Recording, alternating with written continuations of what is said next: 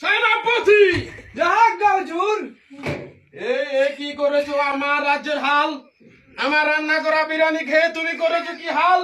এখন আমি ঘুম থেকে উঠে কি খাবো তোমাদের বাল? কে খেয়েছে সেই বিরিয়ানি, আমার রান্না করা বিরিয়ানি? জনাব বন্দি করো তাকে। পারবো না মহারাজ, কেন পারবে না? কেন পারবে না? আমি কি তোমাকে বেতন দিয়ে রাখিনি? এখনো 3 মাসের বেতন বাকি রয়েছে যাব না। কে বলেছে? এত বড় মিথ্যা অপবাদ আমার প্রতি কে দিয়েছে? আমি তো প্রত্যেক মাসের বেতন তোমাকে দিয়ে দিই। কে বলেছে এখনই বলো, তোমার গর্দান নিয়ে নেবো আমি। সেনাপতি, এখনো কথা বলছো না? কে বলেছে তোমাকে মিথ্যা অপবাদ আমার প্রতি দিতে? জয়নাল দিয়েছে। কেউ? বন্দি করো জয়নালকে।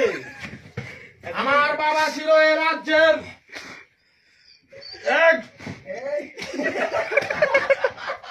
বলুন। আমার বাবা ছিল এই রাজ্যের রাজা, তার উত্তরসূরি হিসাবে আমি পেয়েছি এই রাজ্যের রাজা।